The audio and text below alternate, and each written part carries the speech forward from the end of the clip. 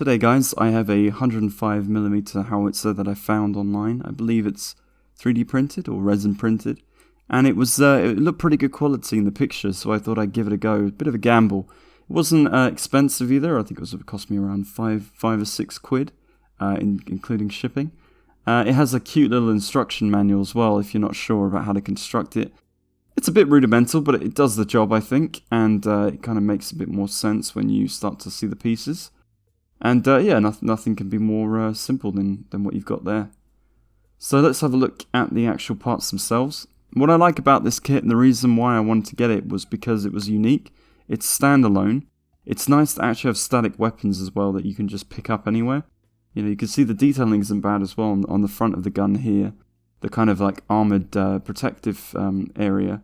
You've got some slight flashing, but it still looks quite nice. The detail's still maintained there. You've got on the arm here, you've got one of the supports for the gun with a spade attached to it. A lot of detail actually already added onto this gun, which is nice to see because it saves you having to fiddle around with tiny parts. All in all, you don't have that many. And in terms of the wheels, it's amazing to see you've actually got holes that are formed quite easily, so it saves you from drilling through them, which is nice to see. Slight bubbling, but that's nothing too bad. The actual instrument paneling of the gun itself here, you've got one of these like main sections. Nice to see that that's also not warped, you know, not like kind of damaged.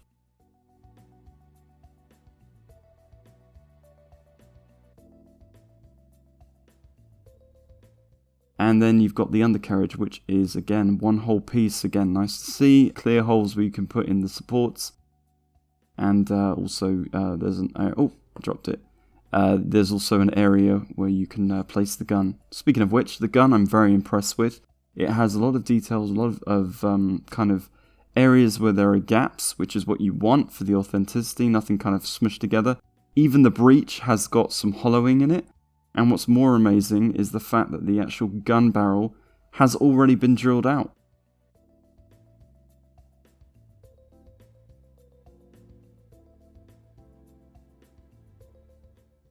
Now, this is something that I'm excited about building. I'm hoping to probably get more of these. I wanted to do a lot more dioramas to do with these artillery pieces. I was going to do 105mm firing in Vietnam in a firebase, because a lot of the Americans used 105s even after the Second World War, still a very popular artillery piece. The French used them, and they were captured by the Viet Minh, and then they were taken by the Viet Minh up the mountains surrounding Dien Bien Phu. So I thought it'd be really cool to actually recreate that, and I'll drop an image in. There you go, so you can see these guns being transported up the mountain, and the fact this comes in pieces means that I might possibly be able to do that. So I'm looking forward to building this one, and I thought it was just a neat one to show you guys as well. So I will drop the link in the description below if you're interested, and hope to find out if I can get more of these. Well, until the next time guys, have a good one.